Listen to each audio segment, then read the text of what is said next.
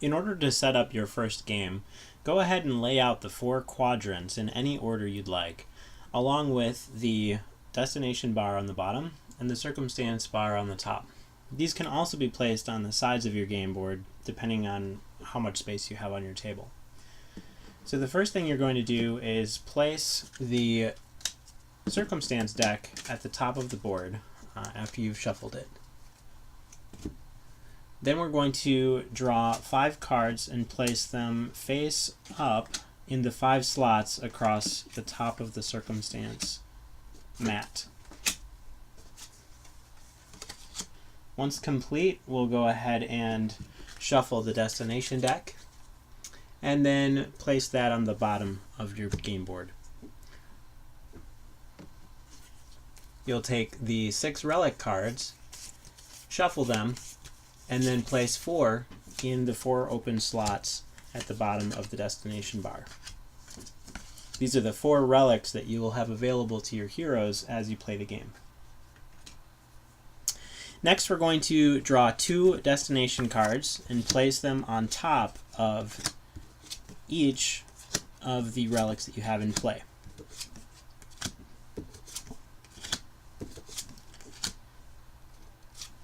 Okay, and then from there, you will go ahead and place the tokens, the location tokens on the board representing each location. So for instance, this spot here would require a token placed on the B quadrant, which is right here. I won't put those out, just to skip ahead a little bit to show you the rest of the setup. So you'll be putting those tokens on each of those locations. The next thing you're going to do is roll the 6-sided die to determine where the Magi's Acropolis is going to be situated on the board.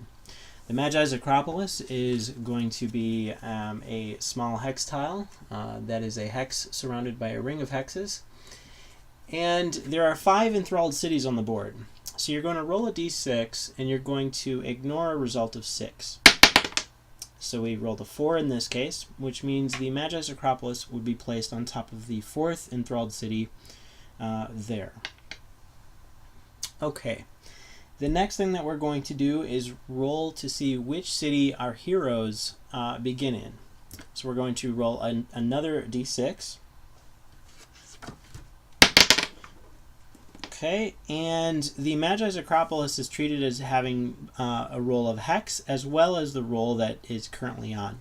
So in this case, if we rolled a 4 or a hex, that would have been a result of the Magi's Acropolis.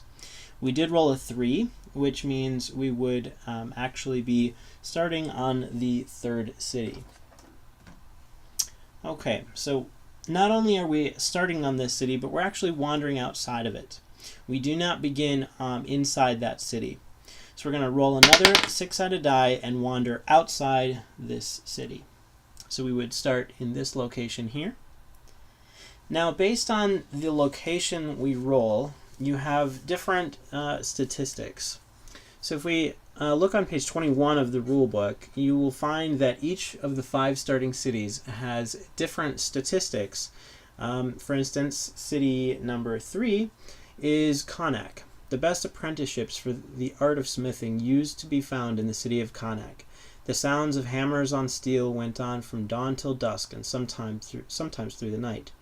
Each hero also gains a +1 ability rank increase of their choice. So when we actually begin in Connacht, which is what we rolled here, each of the heroes would gain a +1 ability rank increase. So each of these cities offers a different bonus. Also, we're going to roll for our initial gear upgrades, our initial gear rolls. And this is depending on how many players are in the game. So in a 1 to 2 player game, you will be rolling 3 gear upgrade rolls and 3 item rolls. In a 3 to 4 player game, you'll be rolling 2 gear upgrade rolls and 3 item rolls. Or in a 5 to 6 player game, you would roll 1 gear upgrade roll and 3 item rolls. Now, this is the mechanism that happens inside the enthralled cities. So you would all you would have to do is roll your 10-sided dice. We would roll them, let's say we're playing in a 2-player game, so we would roll 3 dice, once for gear and then 3 dice once for loot. So for instance, if I rolled a hex, a 6, and that was a 7, we would consult the graphic here, and this would tell us what exactly would happen. So on a roll of a hex, you increase the bonus +1, and you roll again. So I would roll this yellow again, and that is a 4. So then in this case, my defend +1 would be a defend +2. And that is a gear upgrade that you would get from this enthralled city. So I picked up a nice big shield before I left the city. So then I rolled a 6 and a 7, and the 6 and the 7 is a first mastery +1 and a survival +1. So my hero in this case would start with +2 defense, +1 first mastery, and +1 survival. Now these gear upgrades are you are able to trade with your partners in the game, so you can certainly take that +2 defense and give it to someone else if you're willing to give up a +2 roll. Okay, so then we would roll again for the items and loot. So we've figured out what our gear upgrades are.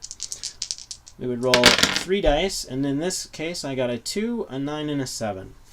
So the 2 in the items area, you found a trove of riches. Choose one of the following. So then I would be able to make my choice of what I get from this list here. I would also get 4 food from this roll.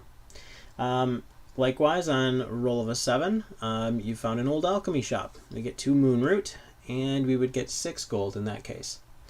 So in a roll of a 7, a roll of a 9, you find a backpack with elven rations and trail maps and 8 gold. So I would begin this game with an overabundance of gold and not a whole lot of food, which is a fun place to begin. It puts you at a little bit more in danger. So that's how you begin the game. You will be putting out your card decks. You will be rolling for the Magi's Acropolis. Then you'll be rolling for the enthralled city you begin on, rolling for the wander outside of that city, and then simply rolling for gear at the very end.